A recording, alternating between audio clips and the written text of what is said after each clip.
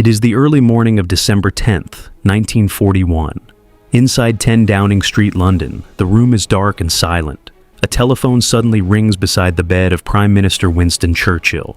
On the other end of the line is the First Sea Lord, Admiral Sir Dudley Pound. But something is wrong. His voice sounds strained, almost trembling. Churchill immediately senses it. "What is it?" he asks. There is a brief pause, then the words come. "Prime Minister, the Prince of Wales and the Repulse have been sunk." For a moment, Churchill says nothing. Then he asks quietly, "Are you sure it's true?" The answer is yes. Later, Churchill would write that during the entire Second World War, he never received a greater shock. For over a century, the Royal Navy had ruled the seas. But on that morning, everything changed. The mirage of the Singapore strategy. For decades, Britain believed it had the perfect plan to defend its empire in Asia. It was called the Singapore strategy.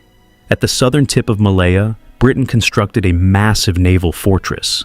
The base at Sembawang, completed in 1938, was designed to host the full might of the Royal Navy should Japan ever threaten the region. But there was one fatal problem. The fleet that was supposed to defend Singapore never fully arrived.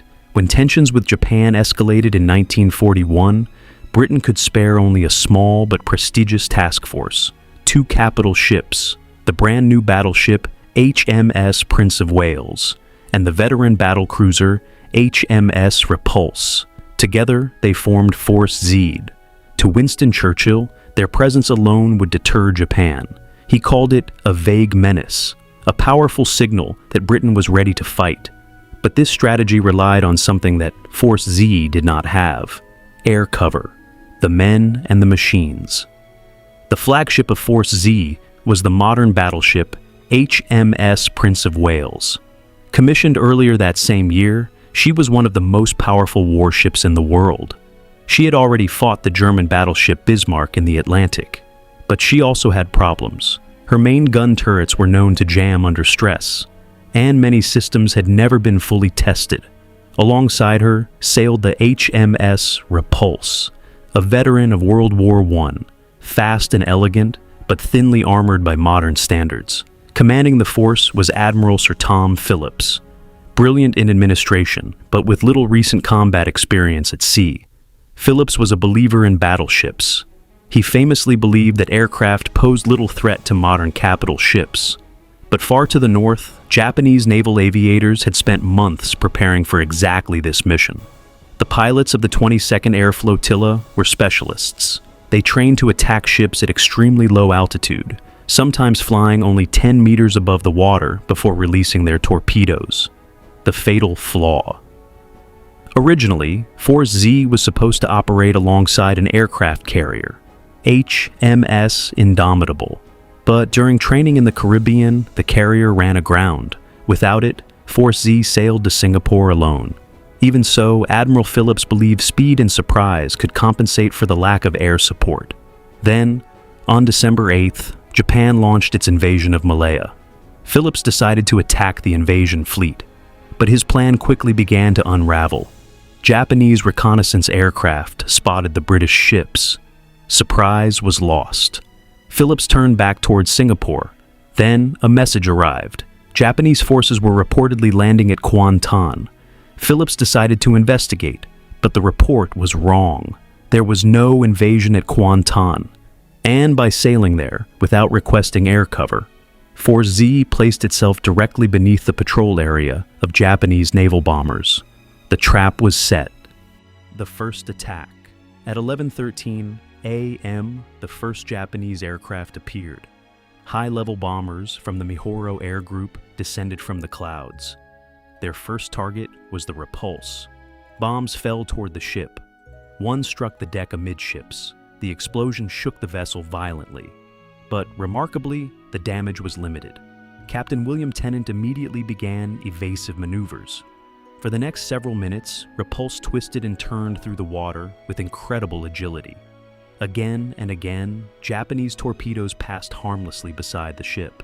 At one point, the Repulse avoided 19 torpedoes, an astonishing feat of seamanship. But the situation was about to change. The catastrophic torpedo. At 11:44 a.m., torpedo bombers from the Genzan Air Group arrived. Flying just above the waves, they launched their attack against Prince of Wales. One torpedo struck the battleship's port side near the outer propeller shaft. At first glance, it seemed like a normal hit, but the damage was catastrophic. The impact bent the spinning propeller shaft.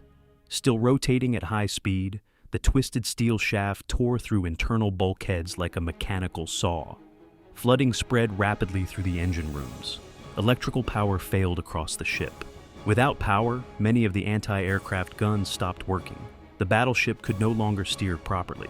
Prince of Wales had become a sitting duck. The hammer and the anvil. Now, the Japanese launched their main strike. Torpedo bombers from the Kanoya Air Group attacked from multiple directions.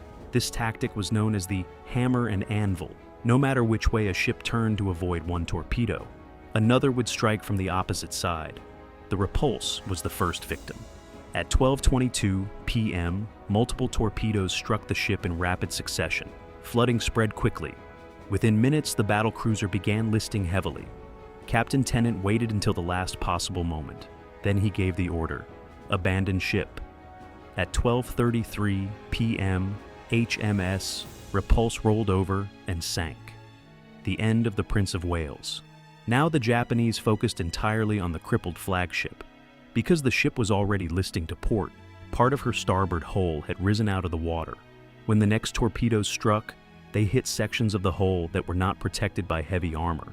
The damage was fatal. At 12:41 p.m., high-level bombers returned and dropped a 500-kilogram bomb onto the deck. Casualties mounted rapidly. By now, the battleship had taken on thousands of tons of water. There was nothing left to do. At 1:23 p.m., HMS Prince of Wales capsized and sank. Admiral Tom Phillips and Captain John Leach remained aboard until the end. Rescue and aftermath. British destroyers rushed to the scene. HMS Express, Electra, and Vampire maneuvered dangerously close to the sinking ships. Sailors slid down the hull of the capsizing Prince of Wales directly onto the deck of the destroyers.